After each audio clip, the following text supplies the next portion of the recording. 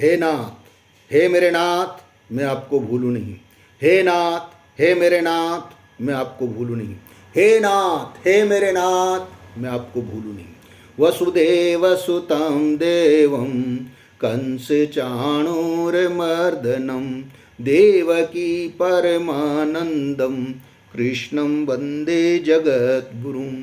कृष्णाय वासुदेवाय देवकी नंदनाय च नंद गोप कुमाराय गोविंदाय नमो नमः। प्रिय गीता प्रेमियों, श्री गीता माधुर्य के अंतर्गत आज हम 18वें अध्याय में पहुंच गए।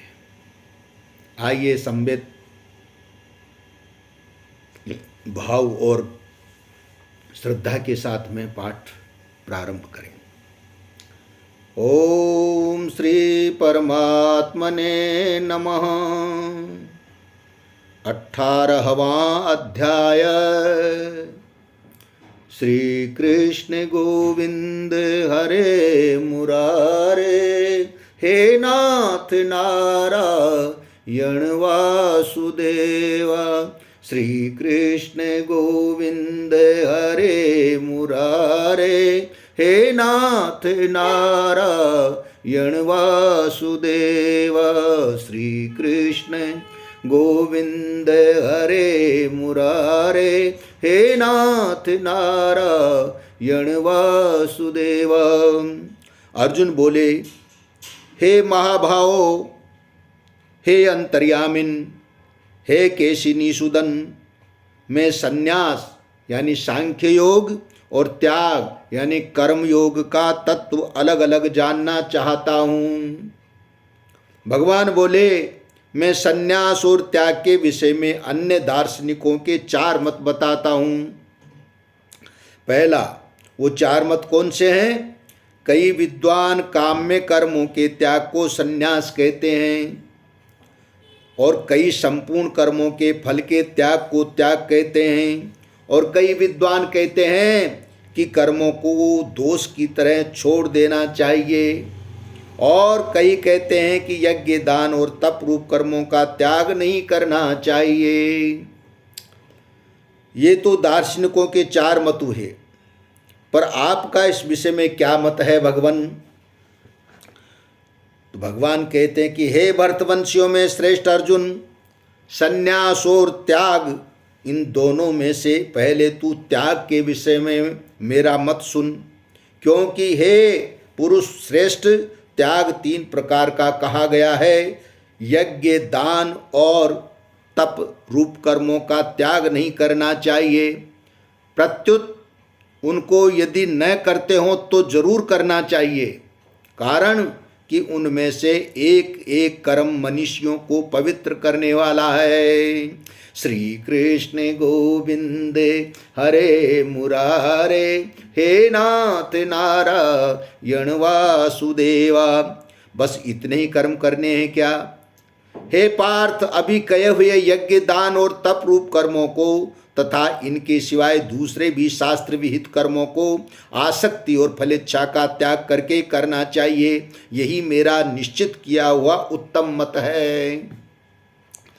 जो 3 तरह का त्याग कहा गया है, उसका क्या स्वरूप है भगवान? भगवान कहते हैं कि नियत कर्मों का त्याग करना किसी के लिए भी उचित नहीं है। अब देखो, एक विहित कर्म और नियत कर्म 2 है। विहित कर्म और नियत कर्म में क्या अंतर है?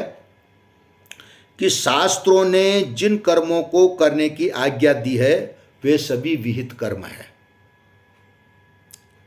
वो सभी विहित कर्म कहलाते हैं, और उन संपूर्ण विहित कर्मों का पालन एक व्यक्ति कर ही नहीं सकता। क्यों? कि शास्त्रों में संपूर्ण वारों तथा तिथियों के व्रत का विधान आता है। यदि एक ही मनुष्य सब वारों में या सब तिथियों में व्रत करेगा तो फिर वह भोजन कब करेगा? इससे ये सिद्ध हुआ है कि मनुष्य के लिए सभी विहित कर्म लागू नहीं होते, परंतु उन विहित कर्मों में भी वर्ण, आश्रम और परिस्थिति के अनुसार जिसके लिए जो कर्तव्य आवश्यक होता है उसके लिए वो नियत कर्म है। जैसे ब्राह्मण, क्षत्रिय, वैश्य और शूद्र, चारों वर्णों में जिस जिस वर्ण के लिए जीविका और शरीर निर्वाह संबंधी जितने भी नियम हैं उस वर्ण के लिए वे सभी नियत कर्म हैं। तो भगवान कहते हैं कि नियत कर्मों का त्याग करना किसी के लिए भी उचित नहीं है। मोह के कारण इनका त्याग करना तामस त्याग है। श्री कृष्ण गोविंद हरे मुरारे, हे नाथ नारायण वासुदेवा। राजस त्याग का क्या स्वरूप है? भगवान कहते हैं कि कर्तव्य कर्म करने में केवल दुखी है ऐसा समझ करके शारीरिक क्लेश के भय से कर्मों का त्याग करना राजस त्याग है। ऐसा त्याग करने वाले को त्याग का फल शांति नहीं मिलती।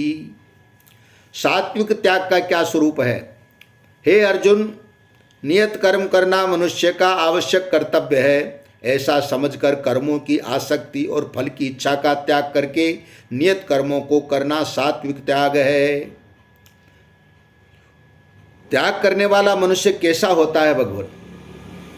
भगवान कहते हैं कि वो सकाम और निषिद्ध कर्मों का त्याग तो करता है पर द्वेष पूर्वक नहीं, और शास्त्र नियत कर्तव्य कर्मों का आचरण तो करता है पर राग पूर्वक नहीं। ऐसा बुद्धिमान त्यागी मनुष्य संदेह रहित होकर के अपने स्वरूप में स्थित रहता है। श्री कृष्ण गोविंद हरे मुरारे, हे नाथ नारायण वासुदेव। श्री कृष्ण गोविंद हरे मुरारे, हे